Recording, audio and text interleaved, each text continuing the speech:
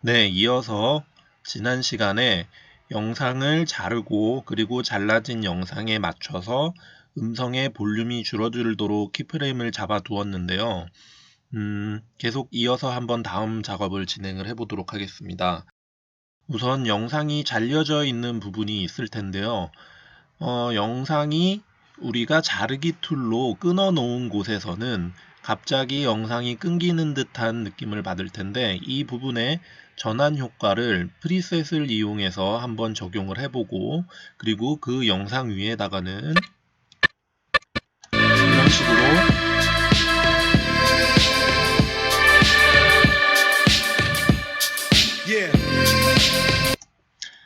이런 식으로 자막을 한번 넣어보고, 그리고 이 이후에 계속해서 더 복잡한 기능들을 살펴볼 텐데, 우선 그 단계로 넘어가기 전에 모든 영상 마스터링의 일련의 과정을 다 해본다는 생각으로 최종 영상물 출력까지 한번 해보도록 하겠습니다.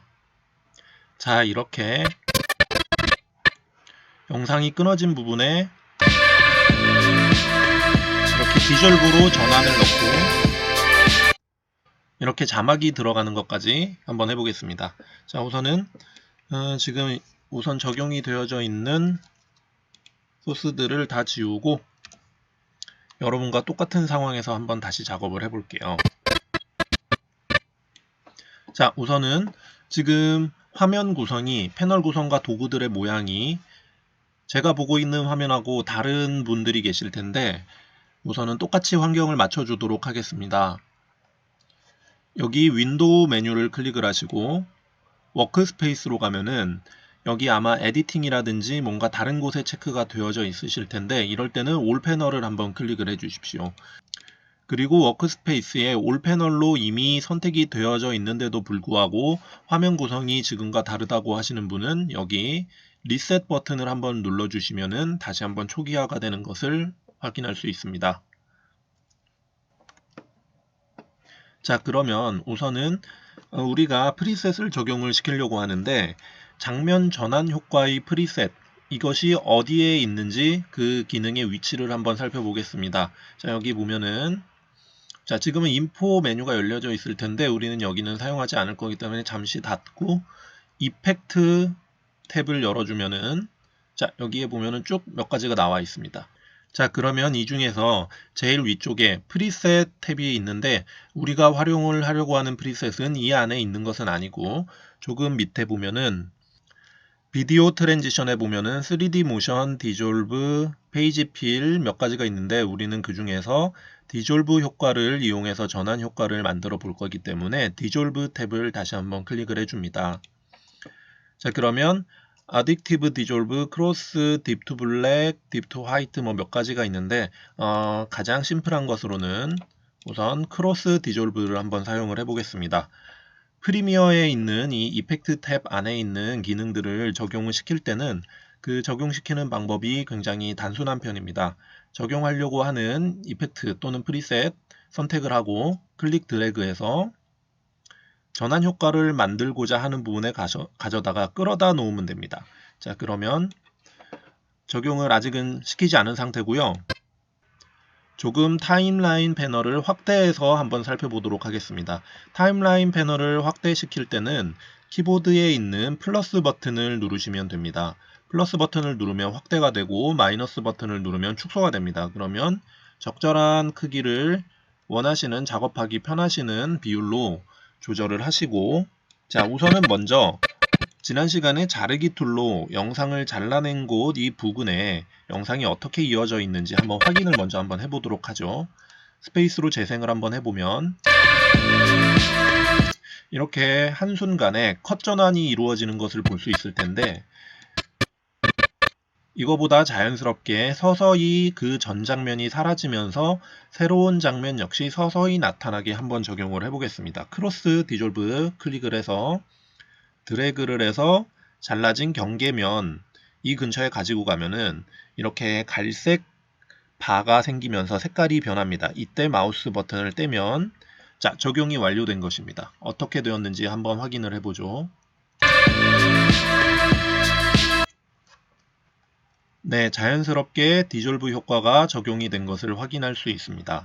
그러면 지금 크로스 디졸브 외에도 뭐 딥투 블랙이라든지 딥투 화이트 몇 가지가 있는데 이런 것들은 간단히 적용만 시키면 어떤 결과물이 나오는지 확인을 할 수 있는 것들이기 때문에 여러분이 시간이 나실 때 한 번쯤 적용을 해 보시면서 다음에 내가 어떤 디졸브 효과를 이펙트 탭에서 찾아서 사용할 수 있겠다 하는 것을 한번 알아두시면 좋을 것 같습니다. 자, 그러면 다음으로 자막 넣기를 한번 해보도록 하겠습니다. 우선 자막을 넣으려면은 자막 툴이 이곳에 있습니다. 여기를 클릭을 하고 자, 다시 마이너스 버튼을 눌러서 타임라인을 조금 축소시킨 다음에 내가 자막을 넣고자 하는 곳,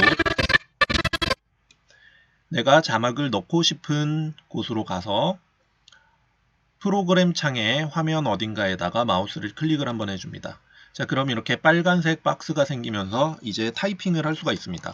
자, 텍스트를 칠 수가 있는 상태가 되었죠. 원하시는 내용을 한번 아무거나 적어 보도록 하겠습니다.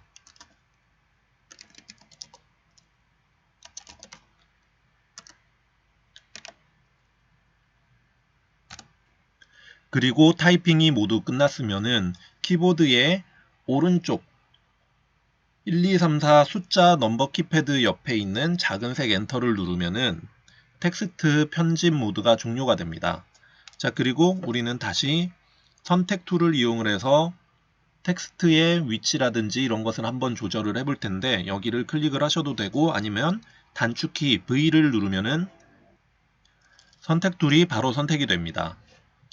그리고 프리미어의 모든 단축키들은 영문 상태에서만 조정이 되기 때문에 한글 작업을 하시느라 한글 모드로 바꿔져 있는 경우에는 입력 모드를 영문으로 다시 바꿔주셔야만 단축키가 적용이 됩니다. 자, 그러면 선택 툴이 골라져 있는 상태에서 한번 클릭해서 드래그를 해보면 위치를 바꿀 수가 있고요. 자, 그리고 타임라인에서도 지금 이 영상이 어디서부터 재생이 되고 있는지 한번 확인을 해보죠. 타임라인 패널을 한번 클릭을 하시고 플러스 버튼을 눌러서 조금 확대를 해준 다음에 한번 재생을 해보겠습니다.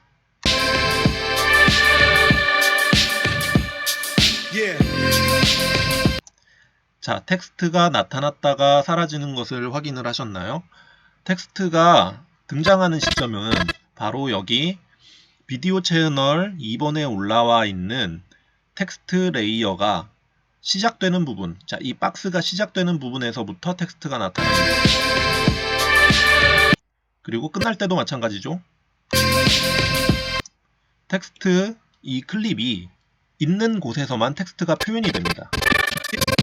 자, 그러면 텍스트가 더 오래 존재하게 하거나 아니면은 더 일찍 사라지게 하거나 하려면 여기에 왼쪽 끝이나 아니면 오른쪽 끝에 마우스 모양이 바뀌었을 때 클릭을 하고 드래그를 해서 길이를 축소, 연장할 수가 있습니다.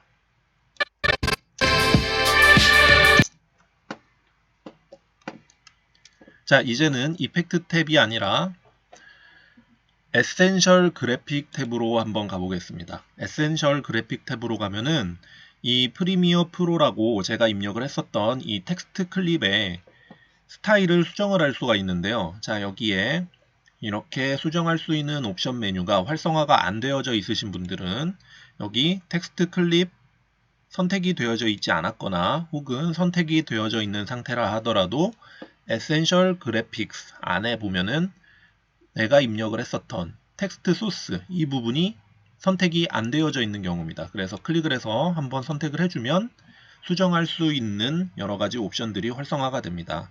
그러면 위에서부터 차근차근 한번 살펴보겠습니다. 우선은 정렬인데요. 이 정렬의 개념은 텍스트 클립에서는 조금 다른 두 가지가 있습니다. 하나는 화면 전체에서 텍스트 클립이 위치하고 있는 그 포지션을 정렬하는 기능이 있고, 그리고 텍스트 클립의 포지션이 결정이 되고 나면은 이 텍스트 클립 안에 있는 내용들, 글씨들의 중앙정렬, 좌정렬, 우정렬을 여기에서도 컨트롤할 수가 있습니다. 자, 여기는 나중에 한번 살펴보고 우선 위에서부터 한번 살펴보죠.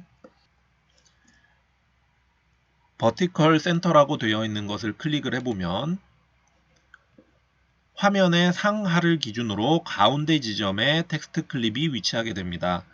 물론 그 옆에 있는 호라이전틀 센터를 클릭을 하면 화면의 좌우를 기준으로 가운데 정렬을 하게 되고요. 자, 그 옆에 있는 것도 한번 버튼을 눌러 볼까요?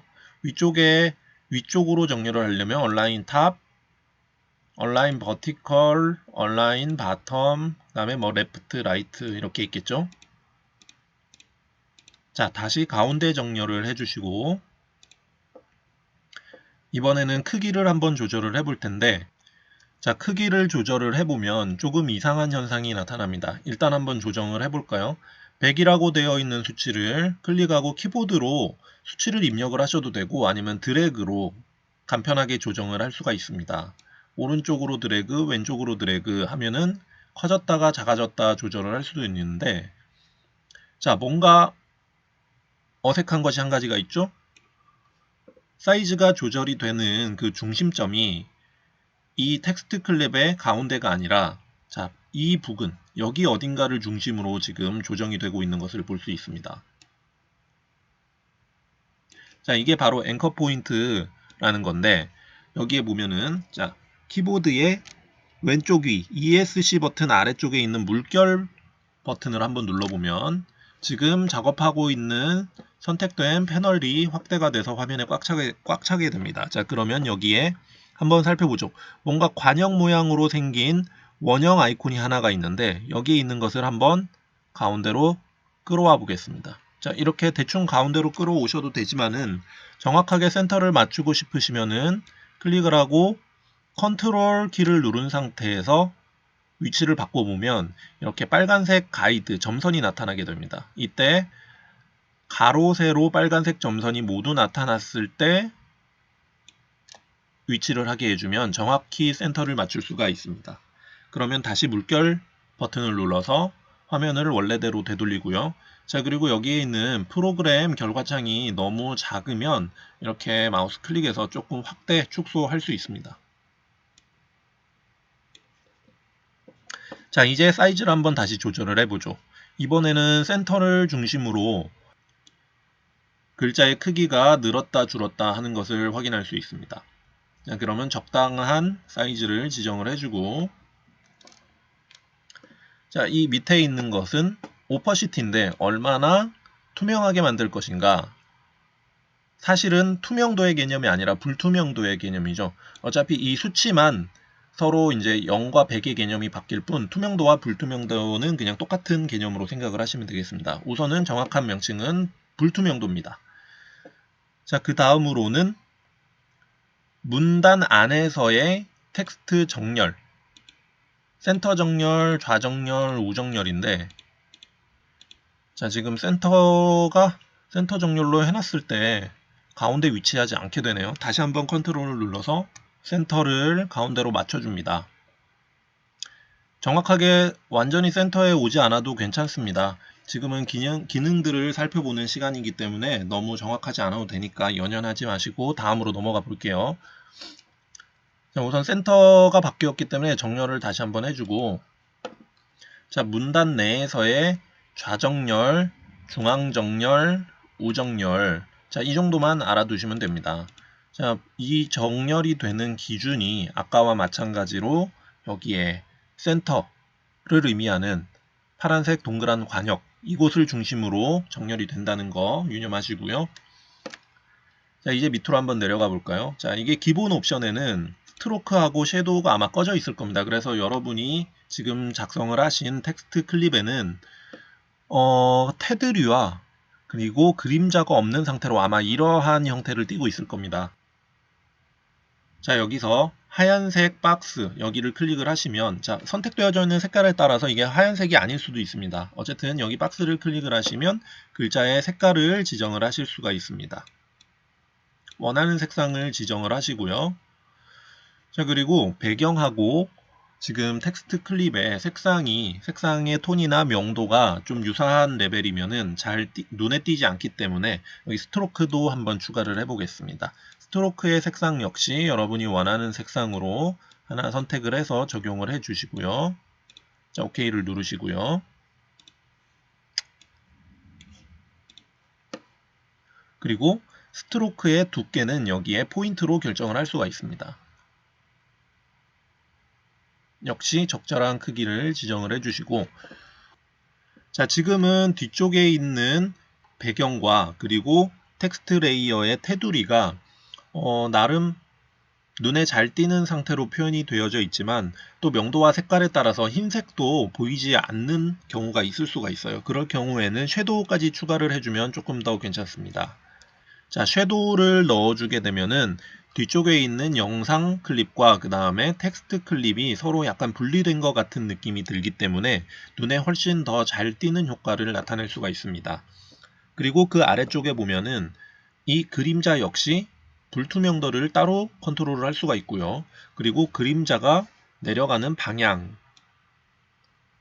컨트롤을 할 수가 있고, 그리고 얼마나 떨어져 있는지 텍스트 클립과의 그림자의 거리 역시 적절하게 위치를 잡아주시고, 자, 그리고 얼마나 이 그림자의 경계 부분이 모호하게 표현이 될 것인지 아니면 칼같이 딱 떨어지게 표현되게 할 것인지 그 약간의 페더 값이라고 할 수가 있는데, 이것을 수치를 올려주게 되면은 이 그림자들이 약간 뿌옇게 흩어지게 됩니다. 자, 그러면 이번에는 텍스트 클립의 오퍼시티 키프레임을 한번 잡아 보겠습니다. 타임라인에서 텍스트 클립을 클릭을 하시고 그 다음에 이펙트 컨트롤 여기로 갑니다. 그러면 아래쪽으로 조금 마우스 스크롤을 이용해서 내려가 보면은 오퍼시티라는 것이 있습니다. 자, 여기에 타임라인에서 텍스트 클립이 등장했으면 하는 지점으로 인디케이터를 이동을 하시고 그 다음에 첫 번째 키프레임을 찍어 주겠습니다. 자, 우선은 여기 오퍼시티의 왼쪽 초시계 모양의 버튼을 한번 클릭을 해줍니다. 그리고 수치를 0으로 바꿔줍니다. 자, 이제 텍스트가 등장하는데 걸리는 시간이 한 1초 정도면 될까요? 자, 지금 현재는 16초, 15프레임, 16프레임에 와 있는데 한 1초 정도 뒤로 가서 이번에는 오퍼시티에 있는 수치를 100으로 바꿔주겠습니다. 자, 그리고 한번 스페이스로 재생을 한번 해보죠.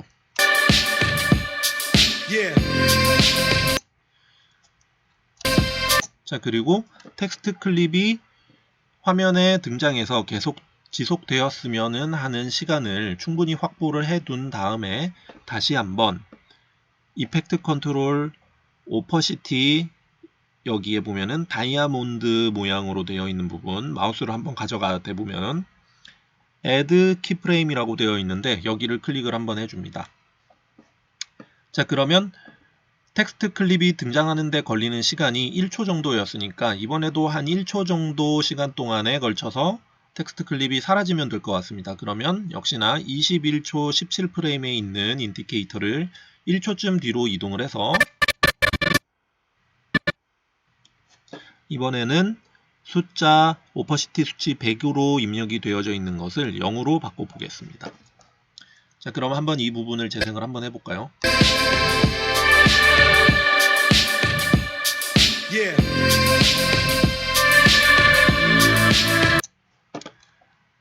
네, 그러면 텍스트 레이어 만들기 기본적인 기능은 우선 다 완료가 되었습니다.